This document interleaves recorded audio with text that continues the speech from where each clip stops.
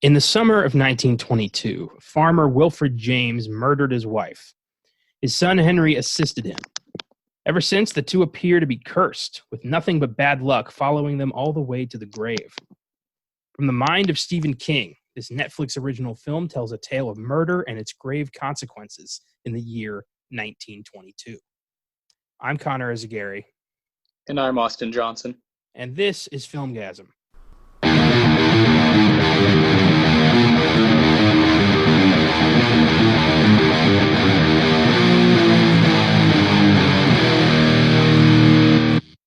Happy Wednesday and welcome to the Filmgazm podcast, your one-stop shop for genre film reviews and fan-based movie analysis. This past Sunday, we debuted our new series, Oscar Sunday, with Pulp Fiction being our first film. Recording went well, and by the time this episode comes out, Oscar Sunday will be available to download on iTunes if that is your preferred method of listening to podcasts. You can also find it on YouTube under the Filmgazm Productions channel. If you're noticing a change in audio quality, that's because we have now switched from Skype to Zoom, which has much less audio problems and is far easier to handle for our podcasting needs. And don't want to app shame Skype here, but Zoom is far superior. Yes. Skype feels like we've been doing this on dial-up internet. And then we found Zoom, and now we understand what Wi-Fi is. So Skype hasn't been updated in 15 years. But this is good. This is looking like it's going to be good. We'll see. Yeah, it makes sense that all the other podcasts all over the world have switched to this. We were just late to the party. That's okay. At least we're here. Okay. We made it to the party. Fashionably late. Yeah, quite. Most people are leaving the party, but we're getting started. We have no rewind today, so let's jump right into it. Prior to this show, had you seen 1922? Yeah, I watched it right when it came out, so it was a bit foggy, so it was good to rewatch it. It is a total atmospheric horror film for me. It's very, very dark, very tense, and very bleak. Yeah. Nothing really redeeming here or of that nature. So it's one of those. Yeah, you gotta kind of be in the mood for it. You know what I mean? But I do enjoy it a lot. It's hard to really stand out as far as Stephen King stories go because there's so many, and we've covered a lot of them here, and they can get sort of lost in the shuffle. But I think 1922, as far as the recent stuff goes, is of the highest quality. It's right up there. I think people should check it out, especially because it's right there on Netflix for free if you have that subscription. So good stuff. But this was your first time? Yeah, I mean, longtime listeners know that we're both huge King fans, and well, hold on. I'm a big King fan. You are a King fanatic. Fair enough.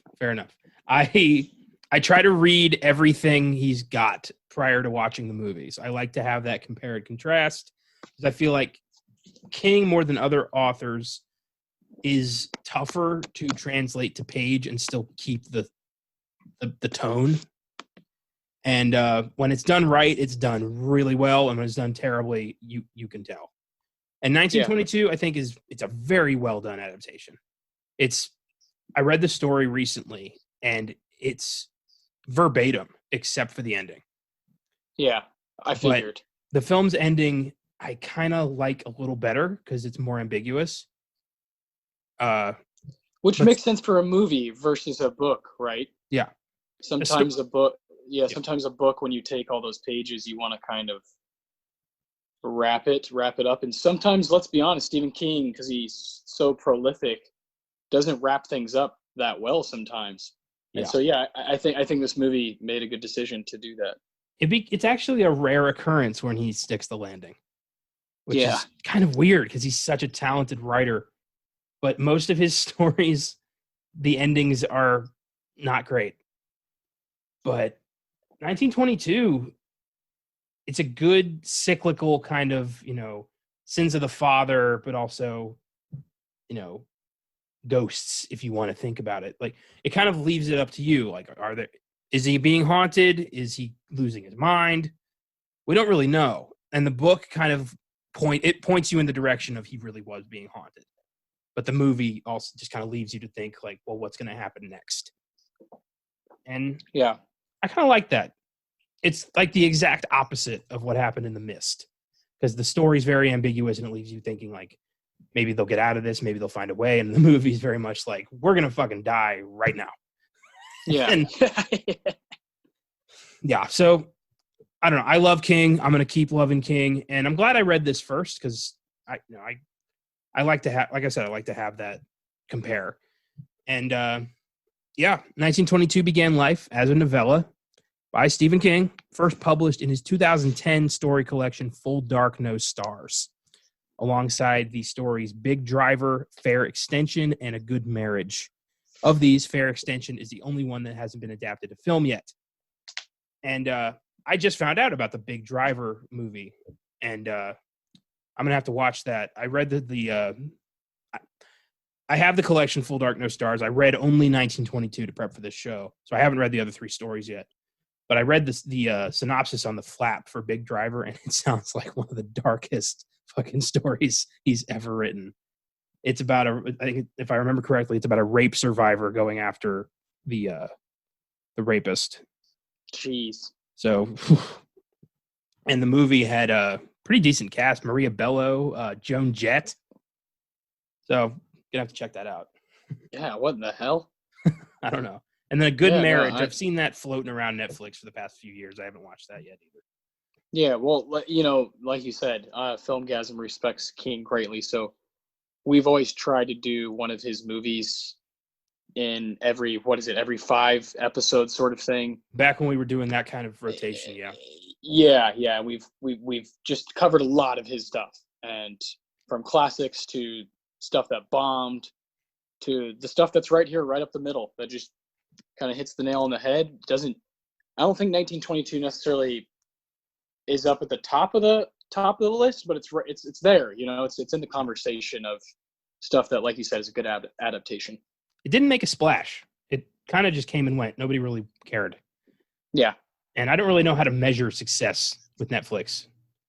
Well, yeah, they're very secretive about their numbers. Yeah, like how do they? I don't know how a movie is considered profitable in that. It's like, we saw that with The Irishman, where it was like $150 million budget, and the theater gross was like $8 million. It's like, how do we know that this profited? Yeah. Who knows? So yeah, 1922, the story is very dark and also very human. And like I said, the film's surprisingly close. The ending's really the only difference. And in the story, specifically, Wilfred James is bitten to death by a swarm of rats right before he tries to kill himself. And the hotel staff find him with thousands of bite marks all over his body, his confession letter shredded. And kind of the reader has to decide if, like, was he insane or did the rats do it? And it's King pushes you very much towards the rats did it. Yeah, his stories aren't very ambiguous sometimes. A lot of times it's like, yeah, he was fucking haunted. And King, like, for me, do you notice that King has a weird, I won't say obsession, but a fascination with cornfields? Oh yeah, for sure. He definitely has his tropes, like his signature, and that's one of them for sure. Yeah. It's weird though. Cornfields are scary though. I get it. Cornfields and bad parents. Oh yeah. And this one has both. Hell yeah. Best of both worlds for King. Oh God. The film was written and directed by Zach Hilditch. Some of his other work includes Waiting for Naval Base Lily, The Actress, Plum Roll, The Toll, These Final Hours, and Rattlesnake, all of which he wrote and directed. And I have never heard of any of those movies. Haven't heard of them either, nor have I met anyone who's heard of them. Yeah, I don't know. I'm not sure. This is the only frame of reference I have for that guy. Who is this dude who was given a Stephen King story to adapt for Netflix? Who has, like, honestly, a decent amount of stuff on his resume where it's all written and directed by him. So I'm like, who is, should we see this stuff? Should we see this other stuff? The IMDb scores did not look friendly. Yeah. I don't know. I mean, I'm not, leaping to check out this guy's work. Thomas Jane, though, he stars as Wilfred James, Nebraska farmer turned murderer. Jane previously appeared in past Filmgazm topic The Mist, and he was also the second actor to play the Punisher on the big screen behind Dolph Lundgren in the 80s. Some of his other work includes Boogie Nights, The Thin Red Line, Dreamcatcher, Magnolia, and The Predator. He's a highly underrated character actor who I think gives his strongest performance in 1922. He's unrecognizable in this movie. Yeah. Oh my God. I don't think he gets enough credit. I don't think he gets enough like high profile work. He's very, very talented.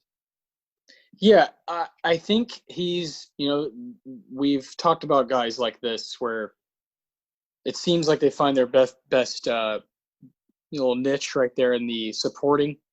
I think he's really, really, really good in Boogie Nights. He's like a firecracker in that movie, and totally necessary for that movie to kind of turn the way it does. Yeah. And I think that's when he's at his best.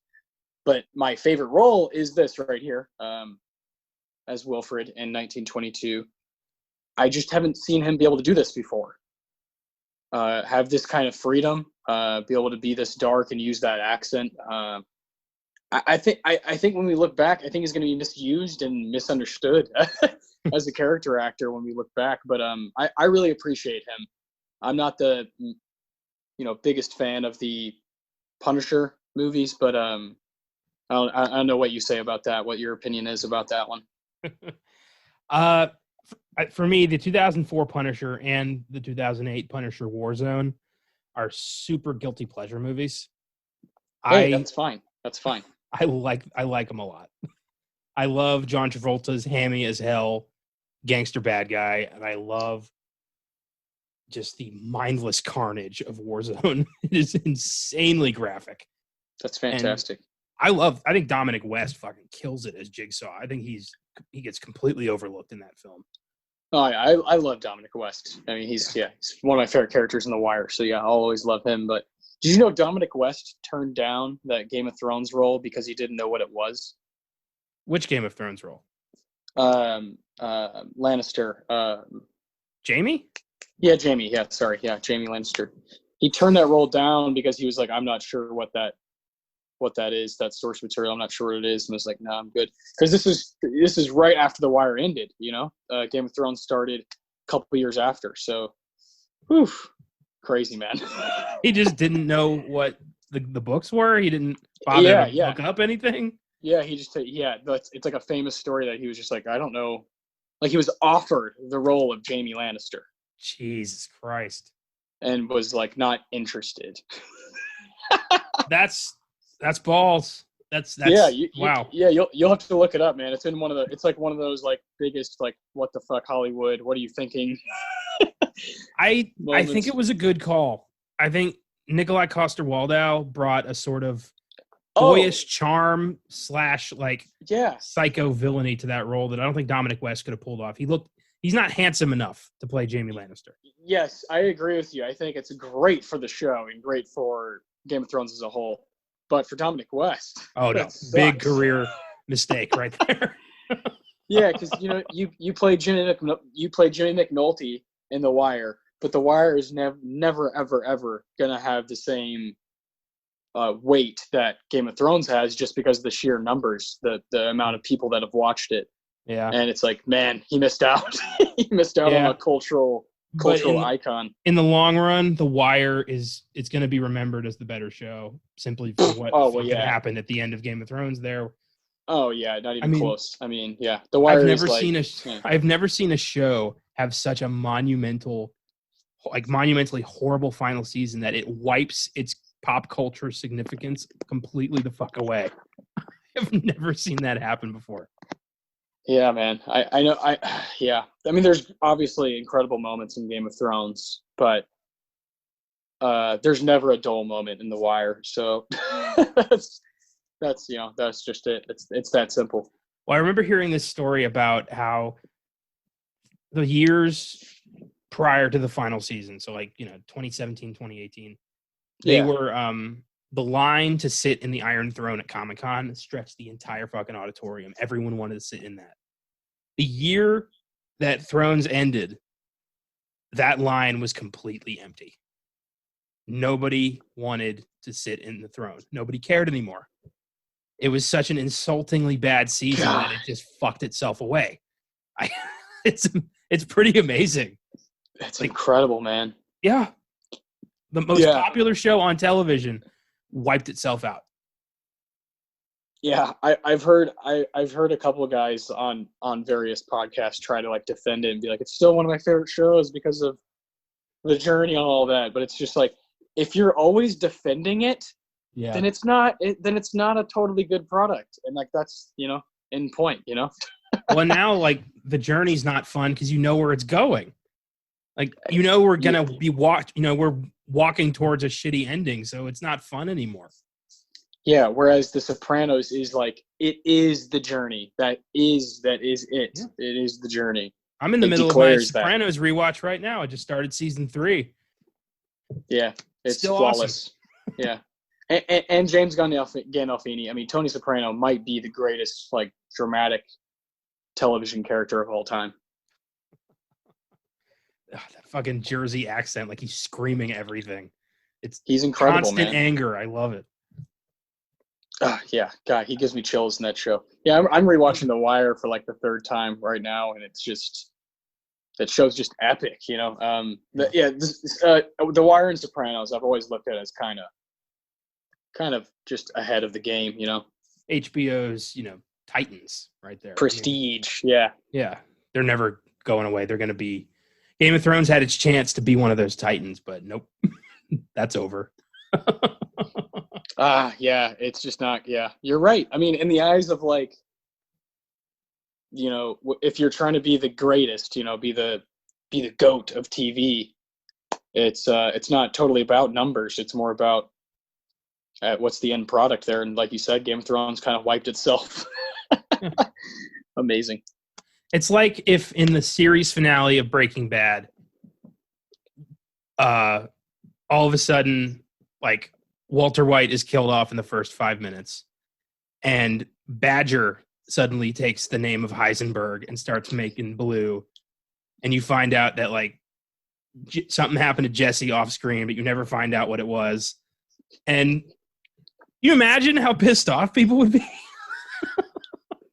I mean, my God. How did we get here? Dominic West. Dominic West, Punisher, Thomas Jane. Okay. Yeah. My God. Well, anyway, yeah, we love Thomas Jane in 1922. He's a very unique actor, that's for sure. Yeah. Molly Parker plays Arlette, Wilfred's doomed wife.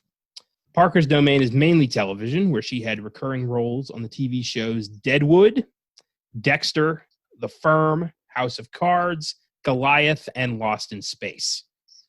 And I remember her in House of Cards. She was Jackie Sharp. And just another, Washington, D.C. fuck-up politician. And then in Dexter, she had a brief role in season 6 as Colin Hanks' sister.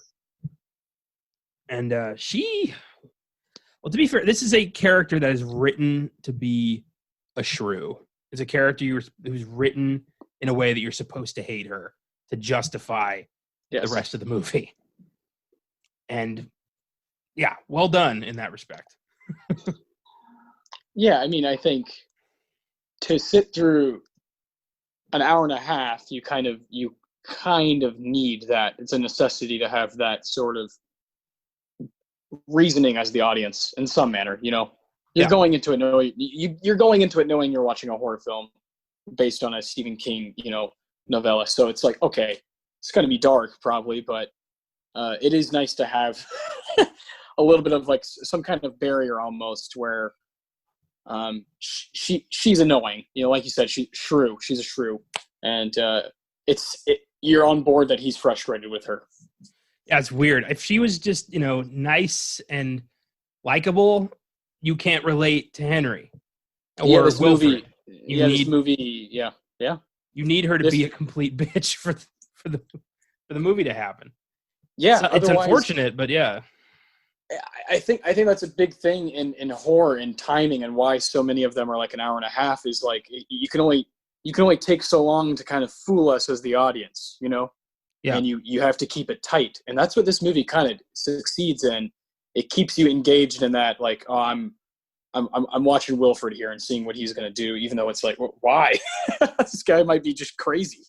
Yeah, for sure. I mean, he's pretty damn quick to just say, like, well, got to kill my wife. Yeah. That's like his third option. Like, he doesn't even try that hard to find an alternate route here. He's like, well, fuck it. Okay. Then we got Dylan Schmid plays Henry, Wilford's 14-year-old son and reluctant accomplice. Schmid has a recurring role on the Snowpiercer show and has appeared in the films Horns and Kid Cannabis, among others. So he's making a name for himself. I don't expect the Snowpiercer show to last very long. It's not getting the best reviews. I don't like when shows are made after movies. It's annoying. It's very frustrating. Annoying. It's, now yeah. let me defend something though, because I know if we have any listeners that have been with us for some time, they'll probably know that we love Fargo. Completely different. Fargo that's more of an homage, right? The title. There's 3 separate stories here in Fargo, 3 separate seasons, and we're gonna have a 4th hopefully sooner than later. And that's just completely different. And there's plenty of things that are paying respect to the Coens and paying respect to that style of filmmaking, but this Snowpiercer thing and this Parasite idea, I'm not totally on board with. I don't know about you. Well, Fargo is made by a competent filmmaker who adored the movie and adores the Coens' work and wants to make something in that same style, in that same vein, using, you know, characters and references from the Coens' work. It's very much an homage. And Snowpiercer is taking a 2-hour action epic with a lot of substance, stretching it into an endless number of series, taking away all the important and significant characters, replacing them with TV cardboard cutouts, and just, you know, taking away all the R-rated action, making it suitable for TNT. Yeah, so exactly. This thing is like a half-grown clone. It's fucking pointless. Yeah. Like, everybody who loved Snowpiercer fucking resents this show. Yep. So I give it 2 seasons at the most. Yeah, I'm not in. And like, one of the biggest things is TNT. I know they occasionally make good TV shows occasionally, but it's rare. And there's too many rules over there, man. And I don't. Yeah. Network TV doesn't do it for me anymore. I just can't do it. It's the same shit every time. Yeah. It's either a medical show, a cop show, or a remake of a movie. That's all they ever do. Or it's like a Breaking Bad wannabe, or Sopranos wannabe. Yeah. And they're mindless sitcom with a laugh track that's not funny. Yep. I don't have time for this anymore. My time's too valuable to be wasted on this bullshit. Oh. Caitlin Bernard plays Shannon Coterie, Henry's girlfriend. She's appeared in various short films and had bit parts in some films and shows, but 1922 is her most recognizable thing. I didn't really think it prevalent to bring up anything else. And finally, we've got Neil McDonough as prosperous farmer Harlan Coterie, Shannon's father. McDonough has appeared in all sorts of stuff, namely the recurring villainous role of Damien Dark, Master Sorcerer, on the CW's Arrowverse. I know you don't really keep up with all that stuff, but I fucking loved him as Damien Dark. He was such a great bad guy. I think he's a quality actor. He's a good heat check bad guy who can come in. He's creepy like already because of his eyes and his like silver fucking hair. Yeah. And so I think it's I want to say Walking Tall, where he goes toe to toe with The Rock, which is just nuts to think about, that he goes toe to toe with The Rock, but it kind of makes sense. It's like it works in the movie. And he's cool, man. I like him. He was the best part about season 4 of Arrow, which was god awful. But he was so charismatic and sadistic, and he was just like on a completely different level than everybody else. He murdered one of the show's leads. Like, it was a huge moment. They kill him at the end of that season, and then he gets resurrected on a different show, Legends of Tomorrow, where he joins up, he creates the Legion of Doom with Reverse Flash and Malcolm Merlin, and they start going across the history trying to find the Spear of Destiny. And then the next season, he's serving a time demon. I mean, what the fuck? Come on. It's insane, dude. The comic geek in me was freaking out the whole time. Time demon. Played by John Noble. Yes. In addition, McDonagh has appeared in Captain America, the First Avenger, Minority Report, Red 2, Flags of Our Fathers, and the Hitcher remake. And I love this guy. He always delivers. Yeah, no, he's very solid. I wish he had a bigger role in this. That silver hair, man. It'll always be really effective on the screen. He looks like the perfect bad guy. Yeah, it does. There's a few actors who have that look where they could play a villain like that, and he's one of them. 1922 has an IMDb score of 6.3, a Rotten Tomatoes critic score of 91%, but an audience score of 57%. So kind of divided with this one. It's a weird case where the critics love it and the audience hates it. That doesn't happen very often. Yeah, I think that's a really interesting. I mean, that's for the IMDb nerds out there who want to like kind of get lost.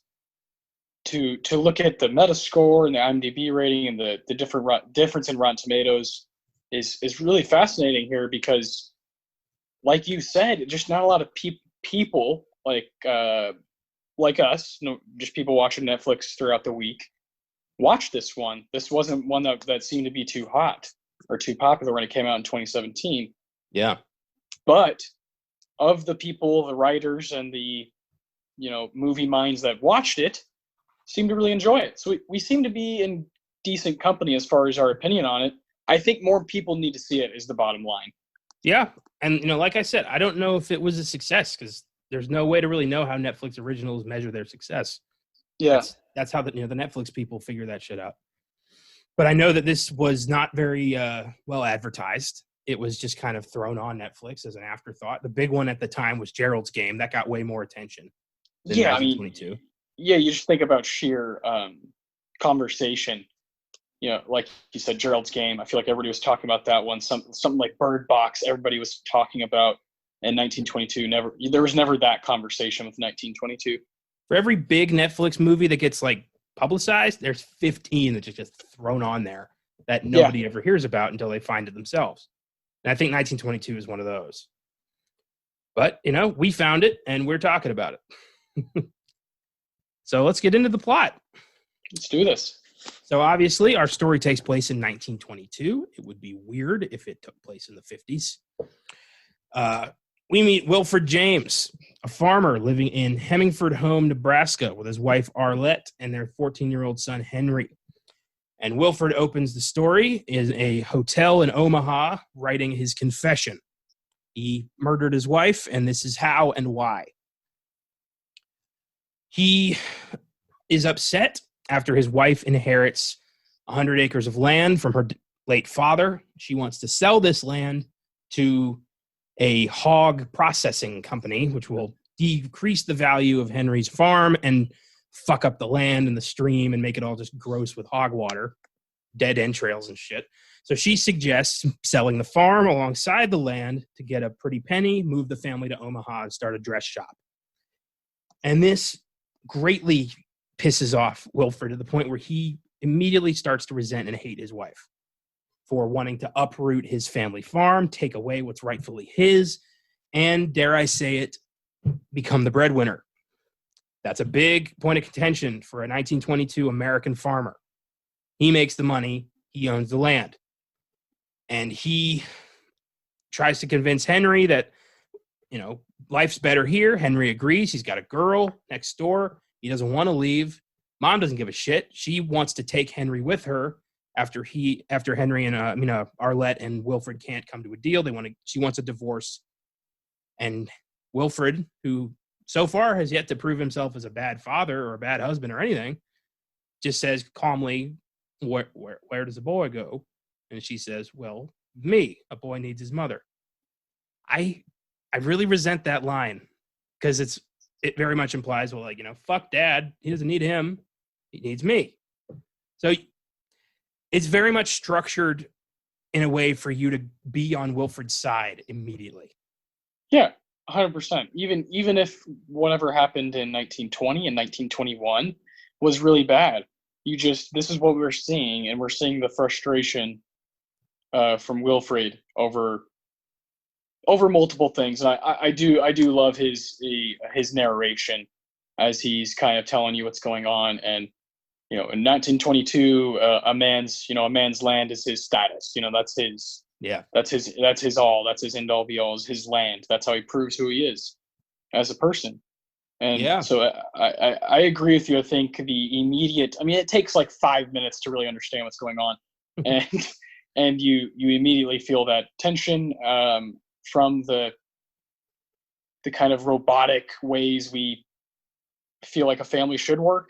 Yeah. In America, just like you said, just kind of the man makes the money and the wife should take care of the kid and, make dinner, and we'll just do that every day. And she's a bit of a strong character here. And maybe if we saw a movie from her perspective, we'd be on her side. But I don't know. I don't know. It's really tough. Her motives are pretty damn selfish, but then again, so are his. It's never about what's best for Henry. It's always about, what do I want? Yeah. And that's just, I don't know. There's no heroes in this movie. It's all just pieces of shit trying to get their way. And no redemption. So Henry is torn here. He loves his parents. He wants to stay in Nebraska. And mom is not making a strong case for him to be on her side. So Wilfred digs into this, and he's very manipulative and very smart in how he takes Henry and just kind of plays him like a puppet. Almost like tries to make it like it's Henry's idea. He says, the only way that we'll be happy is if she's dead. That's the only way. And Henry's like, whoa. Let's, there's got to be another way. You could get a lawyer. And Wilfred's like, do you know the kind of lawyer she and that company are going to bring down upon us? You think I can afford some high-powered attorney? No, not an option. And it's sad. The fact that he involves his kid in this, that he could have just done it himself and told Henry that she ran off. But no, he has to drag Henry into this and make him an accessory. No wonder the kid ended up so fucked up. It's hard to believe this would have happened any other way. Oh my God. Yeah. And Wilfred is. This is sort of my point about if there were a movie or a story in the perspective of Arlette, because after her death, the way you're watching Wilfred continue to manipulate, it's a horror movie in itself, just the way he's controlling his child. Yeah. But he convinces himself that what he did was the right thing, and he tells himself Henry will be all right in the end. We'll move past this. Like, he didn't just watch his mother get stabbed to death. Before we get to that, Wilf decides the best way to do this is to lull Arlette into a false sense of security. So he tells her, I've changed my mind. Let's sell. Let's go to Omaha. I'll be a mechanic. We're going to be a happy family. Let's fucking celebrate. Yeah. And she's like, yay, I get to keep my boys and we're going to be a family. It's super sad knowing where this is going. Yeah. And he gets her nice and liquored up, and she starts saying some pretty nasty shit to Henry. And we know, like, she knows that Henry's he's sweet on the neighbor girl, Shannon, and she tells him, don't have sex, but do everything else. Just don't go in there. It's some pretty sick shit to hear, the way she talks about the words she uses, and it offends Henry big time. That's the driving force that makes him finally go through with the plan. Well, yeah, he chooses his dad's side at that point. Yeah. Yeah. He's like, Mom is a nasty horrible lady, and she has to die. I get it, Dad. She's going to take Shannon away from me. I got to do this. And Dad's like, yep, let's take care of business. Ugh. God. So Wilfred carries Arlette upstairs, puts her to bed, and he and Henry start getting their plan into action. Henry has a burlap sack.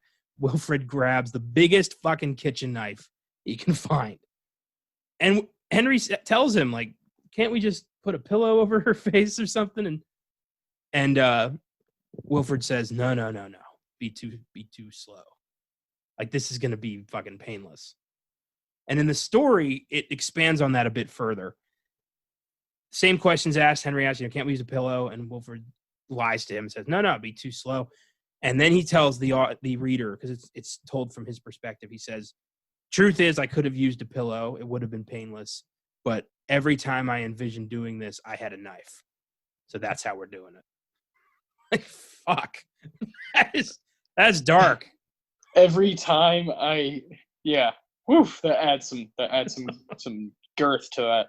Yeah, for sure. Like, this is not he's been fantasizing about this for quite a while. I think he just used the land as an excuse. Oh, man. So they go into the bedroom. Henry is crouched over her with a burlap sack. Wilfred's ready to go with the knife. And, dude, my fucking heart broke when Henry just went, goodbye, Mama. Goodbye. Like, oh, my God. Such a bizarre way to say bye. He doesn't understand the significance of this. He doesn't feel the weight until it's too late. Yeah, like the finality of death. Yeah. What a fucking crash course. Man, I mean, God. So Henry just wraps her head up in a burlap, and Wilfred just starts fucking stabbing at the throat. This was not a quick death. This was painful as fuck. You can feel it. Oh, you can feel her fear, her pain, and Wilfred just keeps going, finally cuts her throat, and she bleeds out. My God. They drag the body out wrapped in bed sheets. Henry passes out after he sees the well and is like, that's no grave. That's no grave for her. And he passes out. Wilfred drags the body, chucks it down the old well like garbage. Yeah.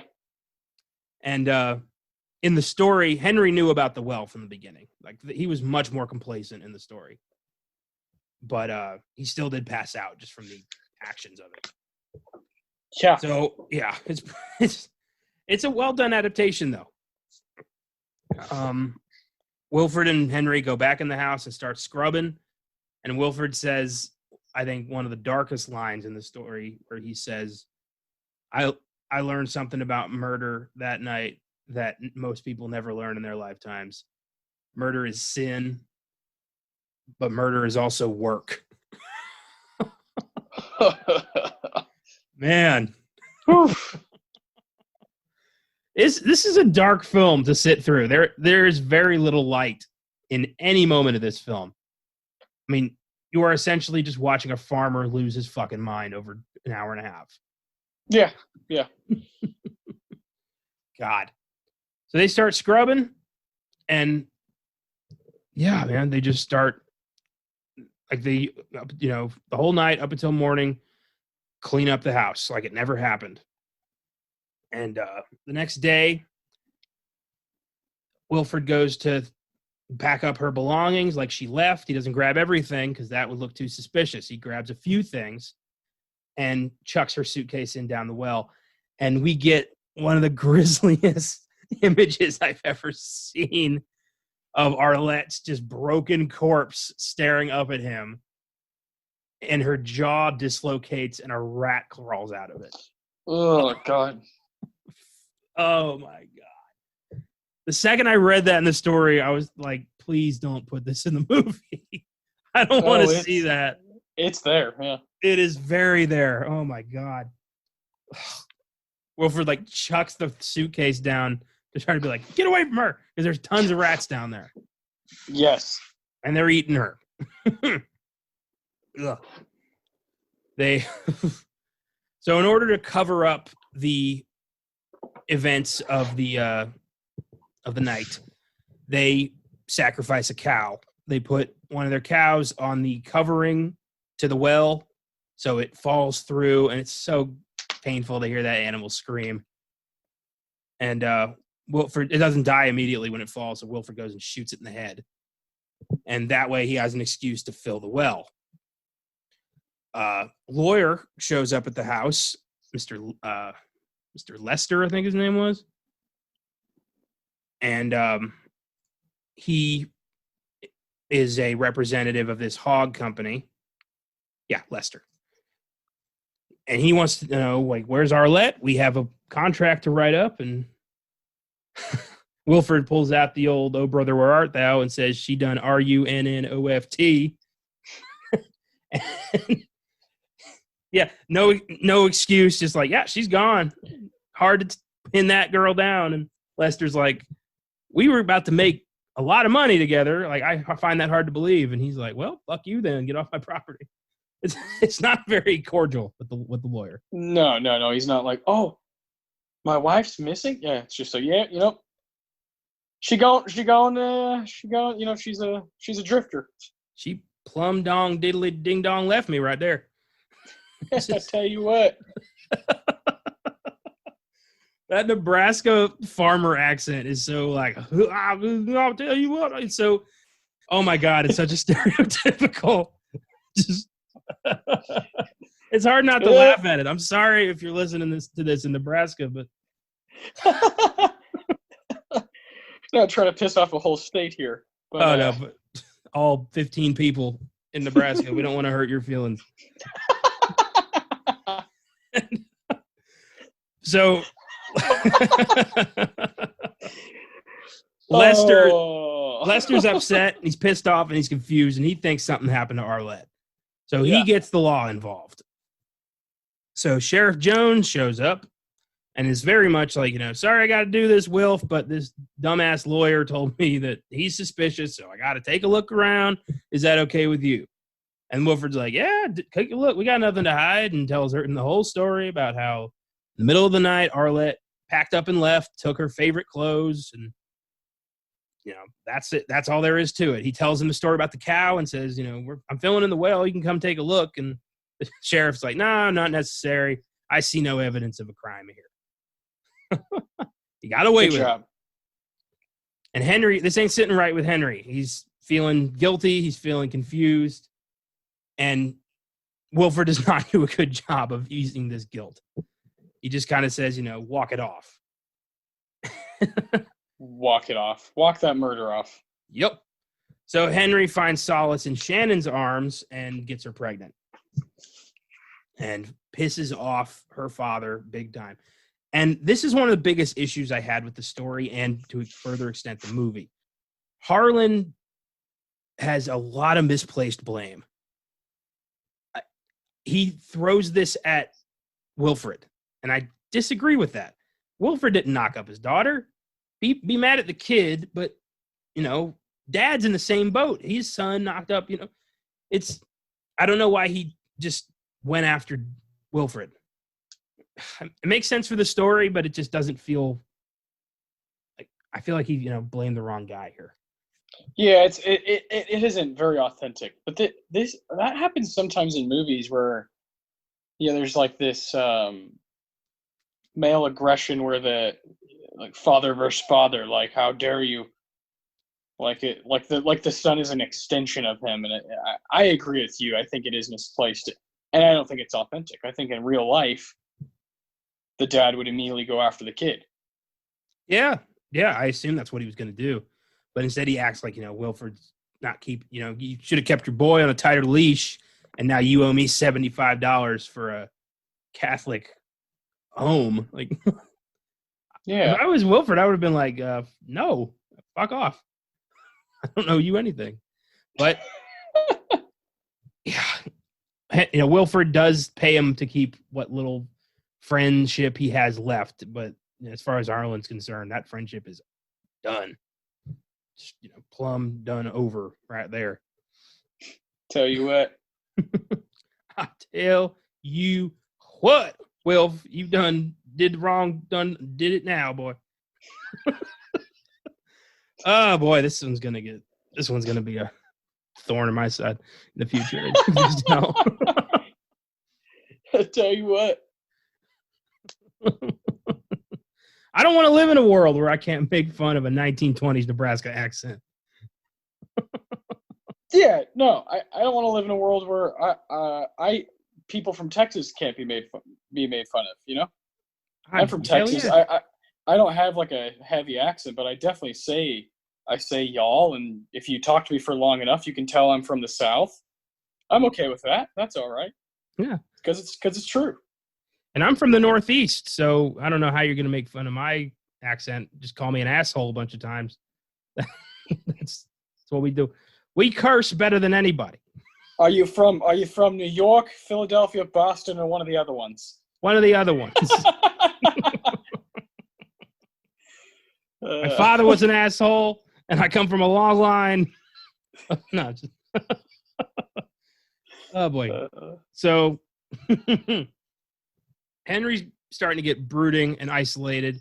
He's upset at Wilfred's reaction to Shannon's pregnancy. He thinks Wilfred's going to give him a car and $200 and send him on his way. And Wilfred's like, you fucked up, kid. And now I got to deal with this. He's very much like, what did you do? One of the last things your mama said was keep it in your fucking pants. And here you go, just disrespecting her memory. Like, fuck. Give me back my son. Well, Henry's reaction is like, you can't help me. You can't even cut a throat right. Like, whew, that was damn. And while Wilfred's at the bank getting a loan for $35, Henry steals his car and flees to go find Shannon at the girl's home. And he leaves a note saying, I know you can send the law after me, but if you do, I'll tell them everything. Damn. Wilfred suddenly finds himself in a bit of a pickle. Can't go after his son. Can't send the cops after his son because he's going to spill the beans. So he's just got to let Henry make his own decisions here. Oof. Let him be a man. Yep. That's what he was telling him to do all along, right? Yeah, be a man. This is what you get, Wilf. Yep. Fucking domino effect right here. You see what happens? Do you see what happens when you fuck a stranger in the ass, Wilfred? Henry, this is what happens when you fuck a stranger in the ass. I would have... Can you imagine if Wilfred just sat him down and had that talk? Just out of nowhere. No, I really can't imagine that. I really can't. John Goodman leans in and just goes, you're killing your father, Henry. Goddamn. I'm going to finish my coffee. We go down some fucking weird rabbit holes in this show. I love it. Game of Thrones, Big Lebowski. It's okay. Winter comes. Speaking of Game of Thrones. Yeah, I was like, wait, no. And Wilfred is now alone and cold because his house is falling apart. He takes out a second mortgage to fix this house. And he's just losing it. He's constantly seeing rats. He sees a rat chew off the teat of one of his cows. That was a grisly fucking image. In the story, the damn rat eats it, and we get a full paragraph of that. That was nice. Oh, yeah, that's good fun. Stephen King likes to use a whole paragraph to describe a rock moving from one place to the next. There is. He's the best. He's the best at that. He's the best at just the actual journey of like, take this paragraph and describe this little thing that happened. He's so good at it. I'm not gonna lie. Certain King books, when I'm reading them, there's a minor bit of skimming. Just I can tell when one of those paragraphs is coming. I'll read keywords just so I can get on with the dialogue because there is a lot of that sometimes. You've been down that road enough to like, all right, I know the trope here. You don't need a paragraph to answer a telephone or get in a car. You just don't. Yeah. That's being wordy. You don't get paid by the word, Steve. You don't need to do that anymore.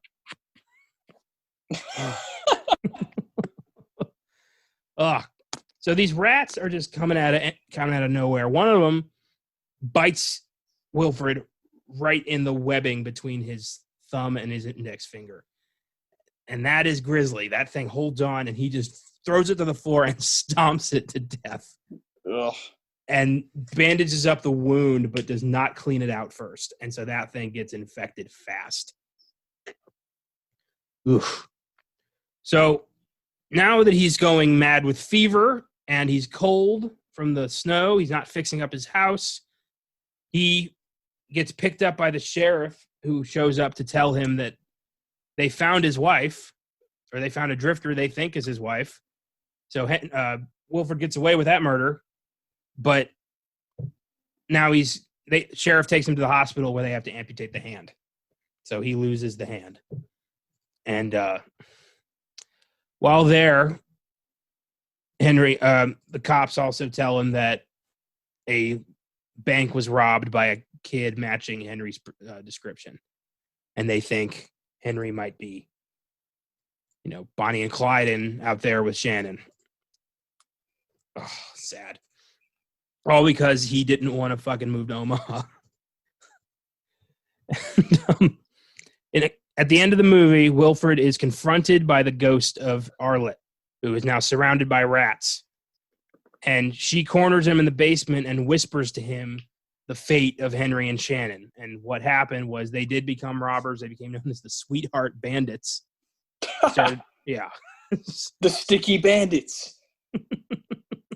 Fucking Home Alone is awesome. I always loved the Sticky Bandits.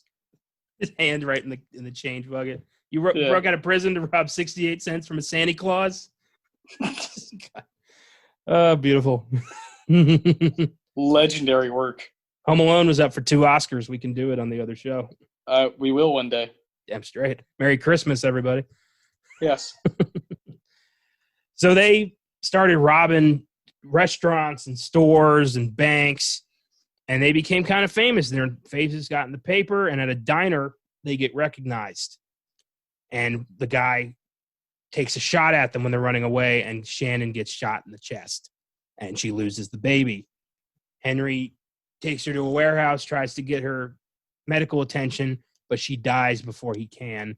And then, knowing she's dead, he puts a bullet in his head. Damn. Very sad. Extremely.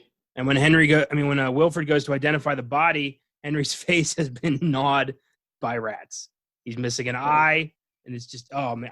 I read the story and I was not expecting that. I don't remember that in the story.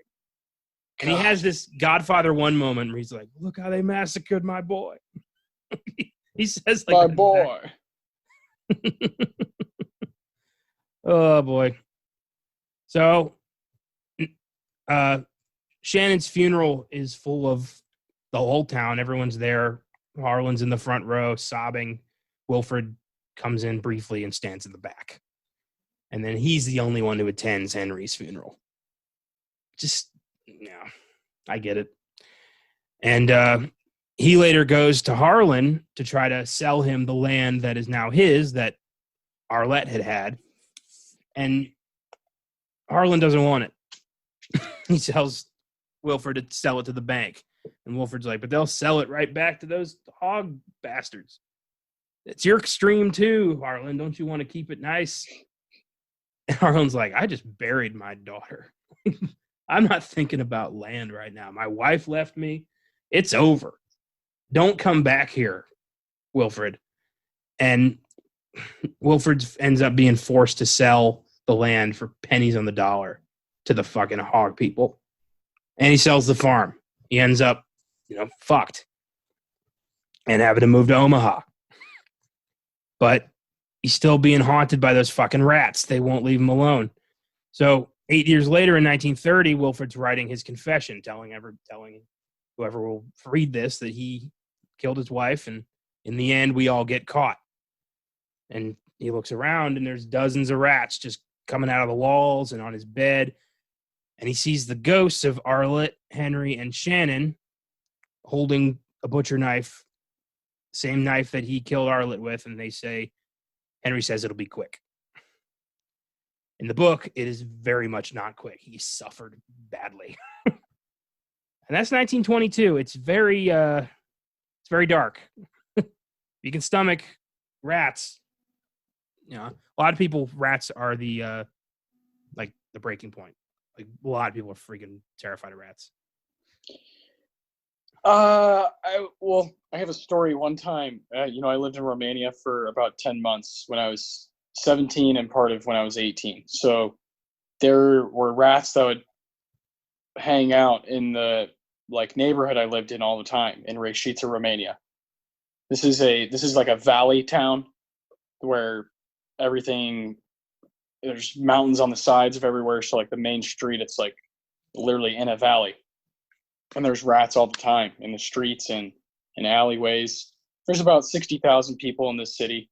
And, so not a big town, but they just never, ever would, try to fix this rat situation. So there's one night I was asleep and I heard some noise downstairs. So I went downstairs, turned all the lights on, and I figured it was going to be something of that nature. I did not know that it was going to be about, a foot big, rat in my downstairs restroom. I found out that there was a hole right behind the toilet that it was coming in and out of. Oh. Yeah. So needless to say, that freaked me out. I saw it, and I was trying to get it out of the house. So I opened the front door, opened the back door, and I got a broom and I just started poking at it. And it was making these crazy noises that I couldn't go to sleep that night because I eventually got it out. It went out the back door, and scurried away. But I totally understand anyone who does not want to go through a movie where this kind of stuff is just thrown at you constantly, because it is disgusting. The tail is disgusting. I get it, man. They're freaky as hell. I don't I don't necessarily recommend this movie for that matter, maybe, but I do think it is a powerful horror movie if you're trying to just be scared one night and get into a really creepy atmosphere. And for that reason, I give this movie an 8. I think it's is right there, kind of sets the bar for Netflix films, especially Netflix horror films, because there's not a lot of good ones out there. So yeah, I enjoy this one. I think it's something worth talking about.